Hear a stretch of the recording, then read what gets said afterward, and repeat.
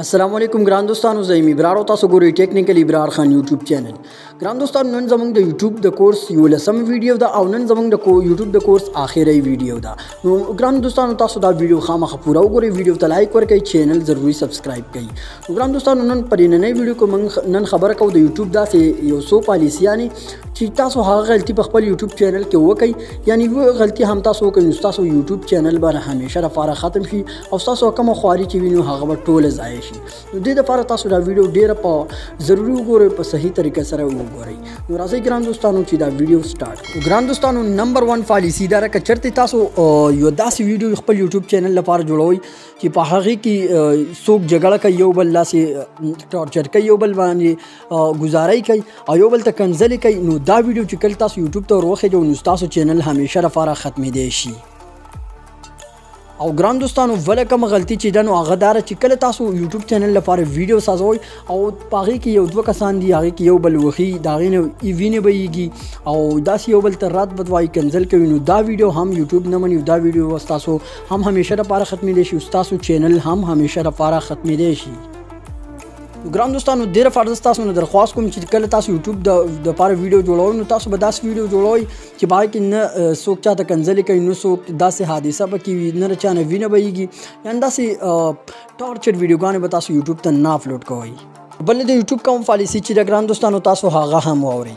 ګران دوستانو کله چې تاسو یوټیوب د لپاره ویډیو سازوئ او په هغې کې تاسو چاته کنځلې کوئ، رات بد ورته وایئ، یو بل ته داسې اکه په هر زبان کې وي کنځلې، کنځلې که تاسو په پښتو کې کوئ، که په اردو کې کوئ، که په انګلیش کې کوئ، که پښتو زبان کې کوئ نو تاسو هم یوټیوب رانیولی شي، ځکه چې که تاسو په هر زبان کې کنځلې کوئ تاسو په ویډیو باندې کاپي رایټ راځي او تاسو دا ویډیو چې کوم دا همیشه لپاره ختمي. بل پالیسي دا ګران دوستانو چې که چېرته تاسو یوټیوب ته ویډیو اپلوډ کوئ په هغه ویډیو کې داسې تصویران ویډیو وي چې هغه ګنده ویډیوګانې وي یا داسې تصویران وي ګنده، نو هم ستاسو ویډیو به همیشه لپاره ختمیږي، ستاسو چینل به هم همیشه لپاره ختمیږي.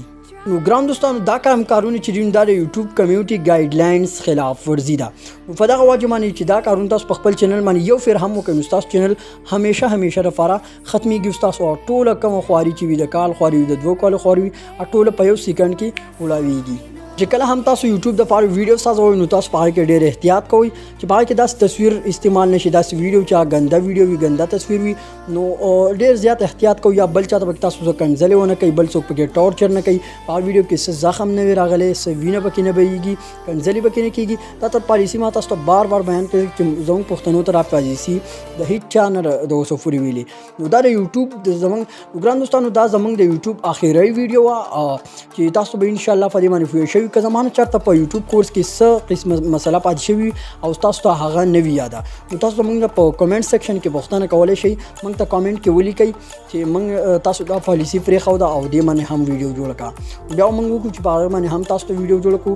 انشاءالله زموږ د یوټیوب کم کورس چې دا اوس مکمل شو او که کوم ملګري زموږ چینل ته نوي راځي، زموږ چینل نوي سبسکرایب کړی، زموږ چینل سبسکرایب کړئ، ګنټې نشان باندې لازمي کلیک وکړئ. او که یوټیوب دا کورس یې نوي کتلی نو زه به تاسو ته په کمنټس ډسکرپشن کې لینک درکړم.